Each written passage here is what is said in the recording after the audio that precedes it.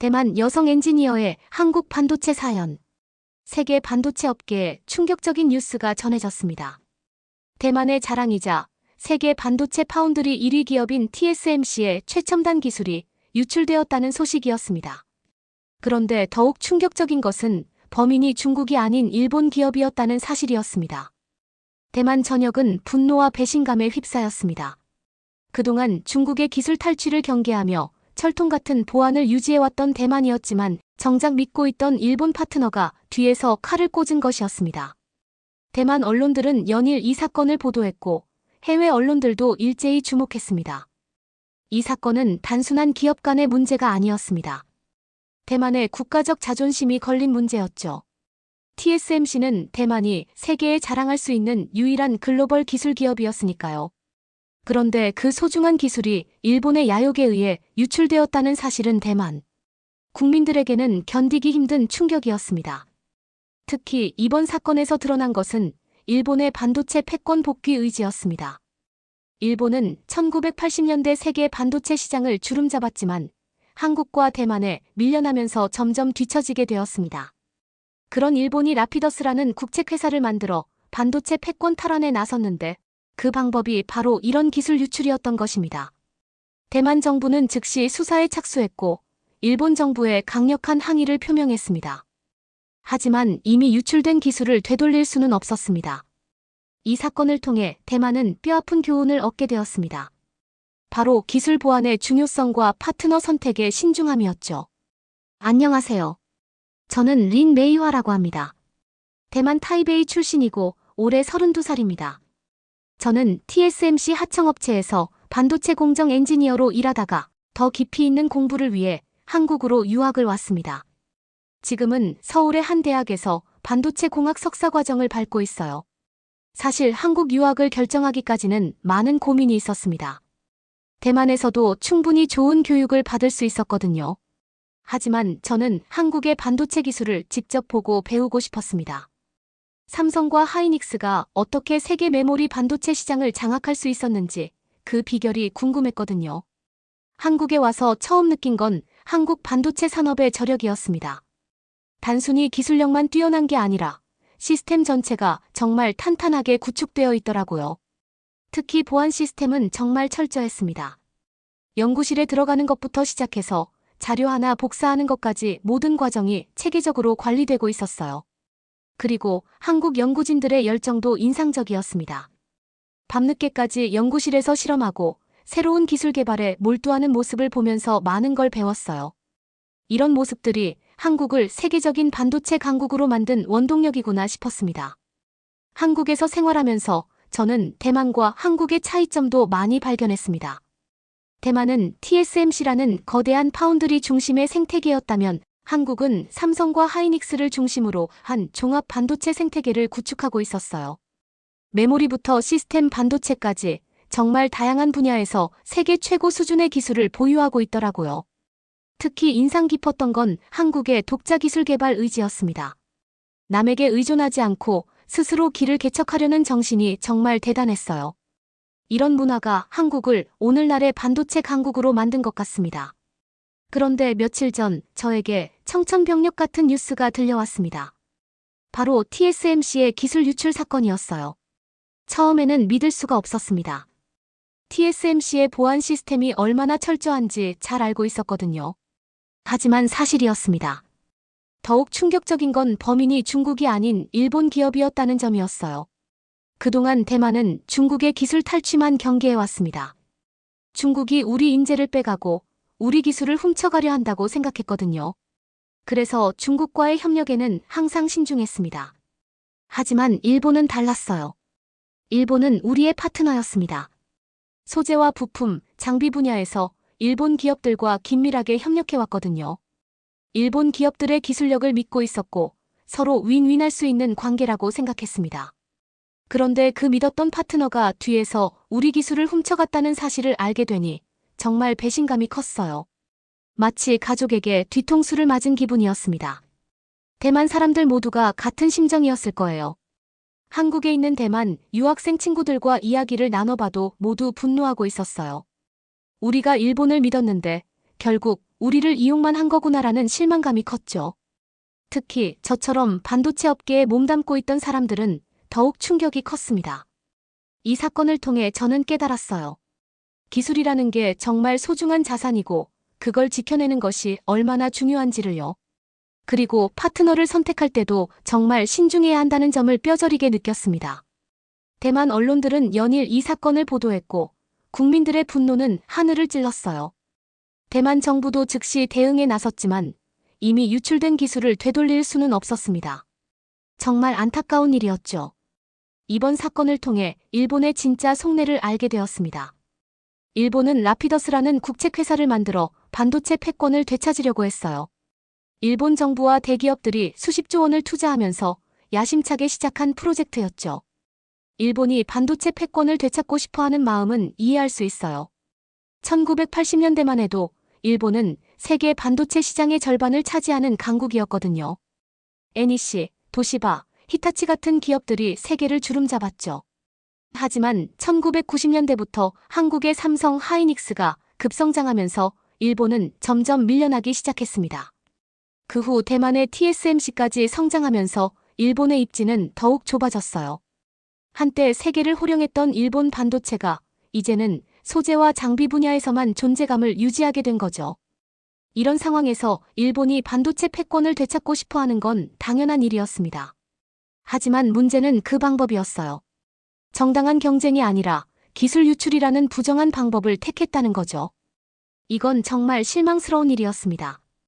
일본이라는 나라에 대해 가지고 있던 신뢰가 완전히 무너져 버렸어요. 라피더스는 이나노 공정 기술 개발을 목표로 하고 있습니다. 하지만 이번 사건으로 인해 일본이 정말로 독자 기술을 개발할 의지가 있는지 의문이 들었어요. 남의 기술을 훔쳐서 빠르게 따라잡으려는 것 같았거든요. 한국에서 공부하면서 느낀 건데 진정한 기술 강국은 남의 것을 훔치지 않아요. 스스로 연구하고 개발해서 새로운 길을 개척하죠. 한국이 바로 그런 나라였어요. 아무도 가르쳐주지 않는 상황에서도 스스로 기술을 개발해서 세계 최고가 된 거니까요. 이번 일본의 행위는 정말 실망스러웠습니다. 기술 강국이라면 정정당당하게 경쟁해야 하는 건데 이런 식으로 남의 기술을 훔쳐가는 건 강국의 품격이 아니라고 생각해요. 한국에서 공부하면서 저는 정말 많은 걸 배웠습니다. 특히 한국의 반도체 보안 시스템을 보면서 감탄했어요. 삼성과 하이닉스의 연구소는 마치 요새 같았거든요. 출입 통제부터 시작해서 자료관리, 기술 보호까지 모든 면에서 철저했습니다. 처음에는 좀 답답하다고 생각했어요. 뭔가 하나 하려고 해도 절차가 너무 복잡했거든요. 하지만 시간이 지나면서 이런 시스템의 중요성을 깨달았습니다. 이런 철저함이 있었기에 한국의 기술이 지금까지 안전하게 보호될 수 있었던 거죠. 한국 연구진들과 이야기하면서 놀란 건 그들의 자립 의지였어요. 남에게 의존하지 않고 스스로 모든 걸 해결하려는 정신이 정말 대단했습니다. 우리가 못할 게 뭐가 있어? 라는 자신감이 넘쳤어요. 실제로 한국은 1980년대부터 스스로 길을 개척해왔어요. 당시만 해도 일본이 반도체를 독점하고 있었는데 한국은 아무것도 없는 상태에서 도전했거든요. 정말 무모해 보이는 도전이었지만 결국 성공해냈습니다. 그 과정이 쉽지 않았다는 걸 알고 있어요. 수많은 실패와 좌절이 있었을 거예요. 하지만 한국 사람들은 포기하지 않았습니다. 오히려 실패를 통해 배우고 더 강해졌어요. 이런 불굴의 정신이 한국을 세계 메모리 반도체 1위 국가로 만든 원동력이라고 생각합니다. 지금 한국은 세계에서 유일하게 대만 TSMC와 어깨를 나란히 할 수 있는 반도체 강국이에요. 메모리 반도체는 이미 세계 1위이고 시스템 반도체 분야에서도 빠르게 성장하고 있거든요. 이 모든 게 한국만의 독자적인 기술력으로 이뤄낸 성과입니다. 대만의 TSMC 사건을 보면서 더욱 확신했어요. 한국의 길이 옳은 길이었다는 것을요. 남에게 의존하지 않고 스스로 기술을 지켜내며 발전해 나가는 것, 그게 진정한 기술 강국의 모습이라고 생각합니다. 한국에서 공부하면서 가장 감동받은 건 바로 한국의 시니어 세대 이야기였어요. 교수님들이 가끔 옛날 이야기를 해주시곤 했는데 정말 눈물이 날 정도로 감동적이었습니다. 1980년대 한국이 반도체에 처음 도전했을 때를 생각해보세요. 당시 한국에는 반도체 기술이 전혀 없었어요. 일본이 모든 걸 독점하고 있었고 서방 선진국들도 한국에 기술을 가르쳐 주려 하지 않았습니다. 정말 맨손으로 시작한 거죠. 그런 상황에서 한국의 60대, 70대 세대분들이 얼마나 고생하셨을까요? 밤새워 연구하고 수없이 실패하면서도 포기하지 않았습니다. 외국에서 기술자를 모셔와서 배우고 선진국 공장을 견학하면서 조금씩 기술을 습득해 나갔어요. 특히 IMF 외환위기 때는 정말 절체절명의 순간이었을 거예요. 나라 경제가 무너지는 상황에서도 반도체 투자를 멈추지 않았거든요. 다른 모든 걸 포기해도 반도체만은 지켜내겠다는 의지였죠. 그분들의 희생과 노력이 있었기에 지금의 삼성 하이닉스가 있는 거예요. 세계 메모리 반도체 시장 70% 이상을 한국이 차지하게 된 것도 그분들이 닦아놓은 기반이 있었기 때문입니다. 교수님이 말씀해주신 이야기 중에 특히 기억에 남는 게 있어요.